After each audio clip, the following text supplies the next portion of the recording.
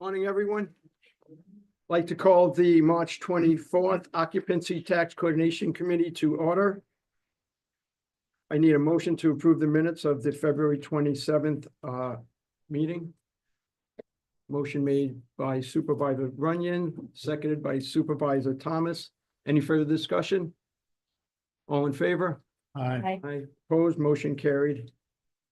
Privilege of the floor and public comment. Supervisor Wild. Thank you, Mr. Chairman. I just have one comment today. It's related to the spending plan. You've heard me all mention it before, the fact that we've had windfall in our occupancy tax receivables, primarily because of short-term rentals. And I see something like this is 450,000. I know it's been done for a number of years, but what I would like to see is more of a business justification for why we're doing this. The towns have had this windfall also, and there's money that needs to be spent to kind of increase tourism from the county standpoint, because we also get requests from events within the towns that the towns can't seem to find the money to support, so they come to the county. So going forward, I'd like to see some type of business justification in terms of why this $450,000 needs to be distributed to the towns instead of staying at the county, and exactly what they were used for and what the returns are. So it's just my request, Mr. Chairman. I hope that the committee can consider that going forward. Thank you Very much. Thank you. Supervisor Stroud. There we go. I should continue to stand so I can. Good going, buddy. John Stroud. No, I do not agree with Mr. Weil on this map. The towns have an intimate knowledge of things that for their locale, they know better than anyone. Take, for example, Queensbury or Glens Falls. We need to support our nonprofits. Nonprofits are part of the big picture. When you're talking about promoting tourism, you got to keep in mind that the tourism study that we did a few years ago said that 38% of the people come to our area because of our cultural institutions. Do they play heads and beds? Indirectly. They're here because of them, but they don't directly. So they wouldn't look good on the piece of paper that we have in our format, but they're important.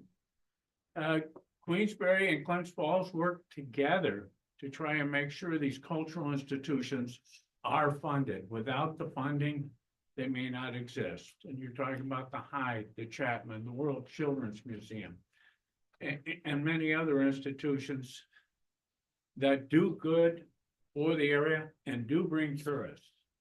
Only the local governments are sensitive to their particular needs. So I have to disagree with Mr. Weil once again.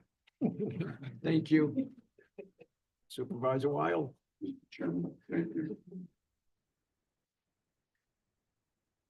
Thank you again. My request wasn't really specifically on which entity was receiving the money. It's all about the fact that the windfall that we had from short-term rentals was significant. And if we think about taking the money and supporting these institutions, I look at it from the standpoint of business. What was our inflation rate? What do we need to do? And is the amounts that we're spending additionally in excess of what happened with our local economy and what needed to be done? So it's not a accusation per se of what the towns are using it for. It's more of the business case. What's the business case? Why do we do this? And this is a business. The entity that we have here is really a business related entity. We're investing money with the towns to support tourism. So what's our return? And I know I've talked about this so many times about our return on investment, but we need to look at how much more do we really need to give to the towns to continue to thrive. It's just a question. How do we come up with that? $450,000 in addition to the money that was prior distributed to the towns is significant. What's the number? What should it be? Should it be 250? Should it be 150? Should it be 300? I don't know. Let's look at those numbers and see what makes best sense. Because the county has an overall responsibility for tourism in general. And I agree with Supervisor Stroud that the towns have that intimate knowledge, but we need to have some type of business approach to determining where this money goes. Thank you. Thank you. Supervisor Molino? Thank you for your comments. One thing we have to remember, yeah, it's not a windfall, as you call it. Yes, the short-term rentals, I think, brought in $1.5 million, if I'm not mistaken, last year. But the business people that own hotels, motels, bed and breakfast have lost the business. And that's, a lot of them are complaining, well, the business is down, we're not bringing enough OC tax or sales tax. Yes, the short-term rentals bringing in that $1.5 million keeps the sales tax and OC tax up to where we want it to be. It's not a loss for the business people, but it is a business loss to the business people. So I'd like to just keep things as it is because it's still flourishing. OC tax and sales tax are still the best we've had since the beginning of time. Thank you. Thank you. Anyone else? Move forward to our resolutions on or three. First one is to approve the spending plan for 2025 that applies to the towns and city of Glens Falls. Heather, you wanna? Yep. talk on So that? this is already in the budget. It's already been appropriated through the budget. This is just to give it the approval so that we can begin to create the contracts and get them out for this funding of that. So really the rationale is to request the funding of the 2025 spending plan in the amount of $450,000 as stated below to be paid in August of 2025. Lake George, which is combined between the town and the village allocation of $150,000, Bolton $60,000, Queensberry $60,000, the remaining towns and city of Glens Falls totaling $180,000, which equates to $20,000 for each of the remaining towns and the city of Glens Falls. Thank you. Heather, you know why the town and the village were combined? Or it always has been. It always has been. I hate that answer, but that's the only one I have at this moment. Right. Need a resolution to move that forward? Resolution made by Supervisor Runyon. Need a second? Seconded by Supervisor Molino. Any further discussion? All in favor? Aye. Opposed, motion carried. Next resolution, to rescind resolution 54 of 2024, authorizing extension of agreement with Loud Media LLC for ongoing creation of weekly Warren County radio feature that airs twice daily during crime listenership. So this was, we just found out a couple weeks ago that Loud Media has sold to Styx Media. Actually happened back in October, but we're just finding out about it now. And therefore, we cannot award a contract to an existing, to a new business. And therefore, we just need to go through and correct this so that the attorney can write the correct contract. There are no changes. I spoke to the new owner. This is one of the stations that he is not making any changes to. Walt is still there. Walt will still give us the support that he has always done. I think he is an asset to the radio station, so I believe that it's still a great spend. I think we get more than what we pay him for. So that is why we need to rescind the resolution and then pass a new one, which will come forth in a few. It's just a name change on the Just a name contract. change on contract. Just full disclosure that Yes. broadcasts out of the Holiday Inn, just so you know. So you can take. Okay. We could group both of these together. So then the next one is then awarding Styx Media that contract. If I could just suggest, if there's a business connection to the entity, you may want to recuse and have your vice chair run this part of the meeting.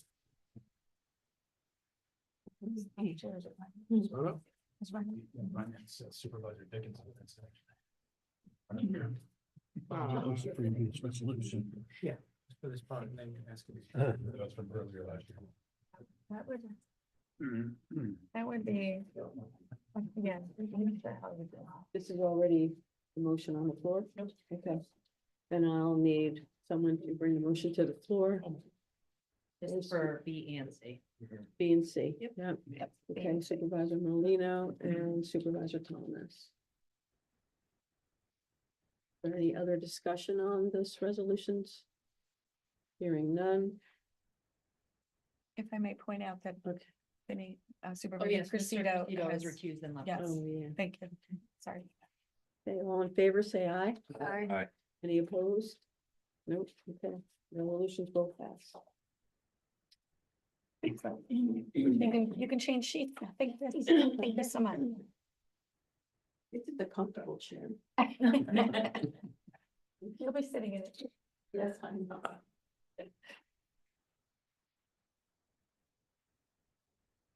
Thank you. Discussion items. Yes, so I won't take up too much of your time. Just want to give you a quick overview. So the treasurer will be doing a report after, but once the books are closed in March, we'll then start to report back out cash on hand. I am very happy to say that all of our 2023, we had a couple of 2023s that we had to pay the end of this year. Or end of next year, last year, excuse me, and all of 24 events have all submitted their reporting within the new portal. So we're very excited that that's working. And they will be all will be finally paid out in this next batch that's coming up the next couple of weeks. And therefore it will allow us to be to better forecast and not have to have events from prior years as part of that forecasting. So you will see that next month from a report from us that basically gives an analysis of cash on hand, looking at 3 months ahead in expected receivables, as well as 3 months ahead in expected forecasted expenses. So that is my report. Very good, Thank you. Thank you. Christine, treasurer. Like to give a report?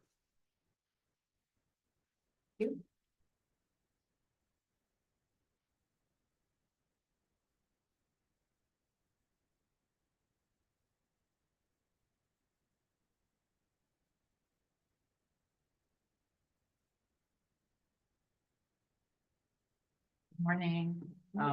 As Heather said, we are very close to year end and we've done well with occupancy tax collections. Actually, at the finance meeting, you will see the same report, but I will actually have on hand the final numbers, or I think it's the 28th to the 1st, pretty much gonna be final. So the good news is we're up 1%. If you see the green number, or you see in the very first table, you see that's total collection. So that's hotels, motels, resorts, plus short-term rentals. And it says that we're up 4%. Unfortunately, that's a little misguided, because we have about almost $300,000 in enforcement where we went after folks that weren't giving us the money. So that actually knocks it down to 1%, but it's still a 1% increase. So that's good. And again, we still have a week or so to go with our collections. Again, these collections are through 3/31. So if you look at the 3/17/2025 note, you'll see that we're at 7.9 million versus 7.6 million. So we do have a nice uptick.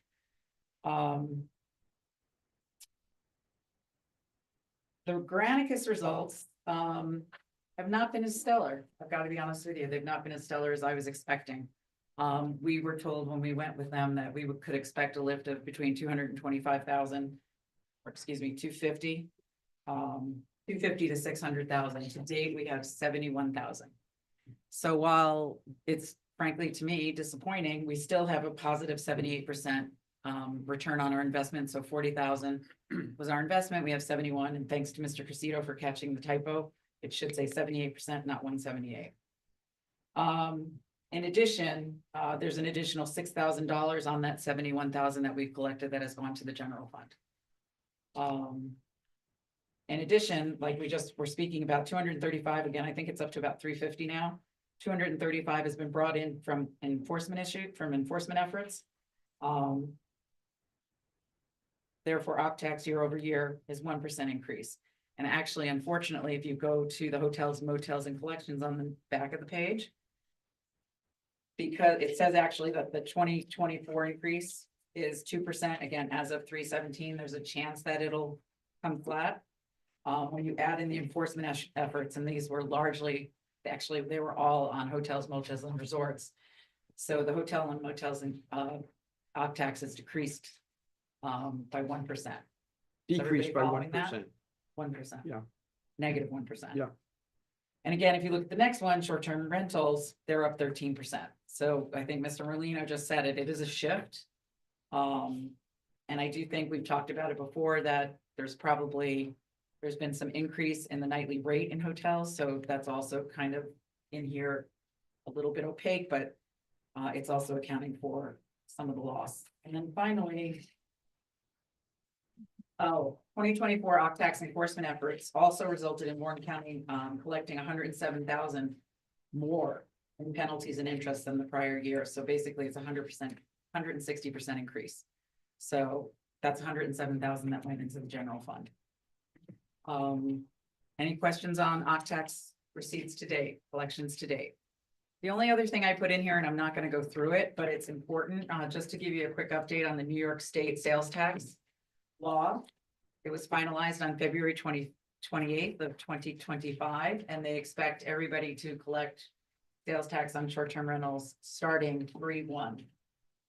We've been in communication, or we've gotten communications, excuse me, from Airbnb, VRBO, Expedia, HomeAway, maybe one or two others. It's right now, people are just trying to figure, we're being inundated with calls. People are trying to figure it out, but these are the two things that I'd like you to remember. If the short-term rental folks are on platforms, the platforms are on point to collect both the occupancy tax and remit it to Warren County. And they're on point to collect the sales tax and remit it to New York State.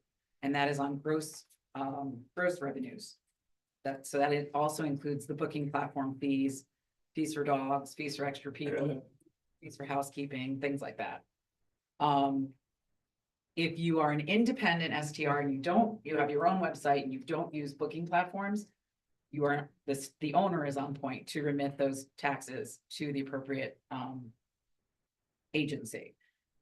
And then there's going to be some hiccups. There's going to be some bumps along the road, but according to NISAC, we should have this all straightened out in between 9 and 12 months. It should be working rather smoothly.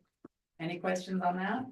Sure, Mr. Euclid? Supervisor, you too. Just how would an independent STR best be notified about the sales tax? Is it a letter from the state? Has that already come? Is it from the? Yeah, no. So the state, I think, has been in communication with the big platforms, but there are approximately, Granicus tracks 60, but there's over 200. So I think if we track the couple of, 5 or 6 big ones, and it's all about communication. So what we're doing is what you see here. We're starting a letter on our website that says this is the start of the communication. We've got another conference, I think, on Thursday, where we're getting information as it goes. State's not doing a whole lot of communication. It's really the platforms and us. So what we're doing on our side, we're trying to get contacts within the platforms. Not easy. We're thrilled that they actually said they'll collect OpTax, because originally they said they were just collecting sales tax. I think somebody went back and checked the law and said, no, we'll be collecting OpTax as well. So what we're doing is we're going to be updating our website. We are going to be sending out letters to short-term rental owners. I think if you wouldn't mind, we'd like to partner with you on your town board meetings and just kind of share with people what's going on a timely basis. They have 9 months. The platforms have 9 months to get this reporting figured out. The good news is it's all going to be coming in different formats. Unfortunately, I tried to sort that out, but that's just not going to happen. But there, it'll be coming in a format that we will be able to manipulate and be able to then determine. If we get 20 different reports from 20 different platforms, we'll be able to slice and dice the data so that we'll be able to use it effectively and efficiently. But yeah, New York State's not doing a whole lot of communicating. It's the platforms and it's the counties. So you're gonna send out 1,300 letters? 1,500 actually. We're thinking about that. Yeah. We're thinking about that. We're trying to figure out how to do it. We might not do the letters. Well, we've also thought about posting it in post offices, so that's still work in progress. Yeah, we thought about the postage and the expense related to that, but you know, we're getting inundated with phone calls, so we gotta do something. So we're in the works of that. Any other questions, Vinny? You recommend we continue to use Granicus? And does the county need a registry? We have a registry. We have one now. We have a Are you gonna registry. continue to use Granicus for that?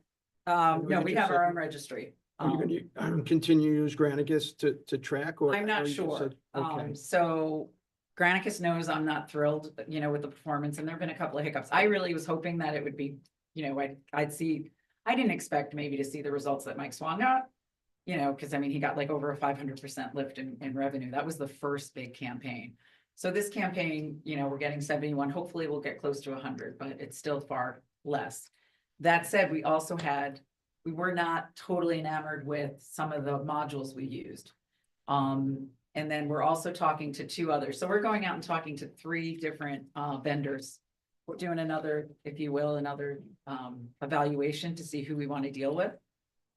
We have Tyler Technologies, which is our New World. So it'd be another module that we already are working with, but we're having that demo, I think, next month. And then also Deckard is a new game in town, so to speak, very flashy. They actually reported at the legislative conference and got a lot of attention. But again, we have to look, you know, beyond the gloss and the shiny objects and see that they really have, you know, see that they can deliver. Okay. very good, thank you. If I could make just one comment for the public, it's tremendous the efforts that the county treasurer is making to help individuals and businesses be notified of these taxes, sales tax and occupancy tax. But both sales tax and occupancy tax, individuals running these operations are assumed to have knowledge and are responsible for these taxes as of March 1st, irregardless of whether they see a notice in the post office, receive a letter, look at the website. So I just want to make sure it's clear that they do not have to be noticed or receive a letter in order for the tax to start accruing and be required.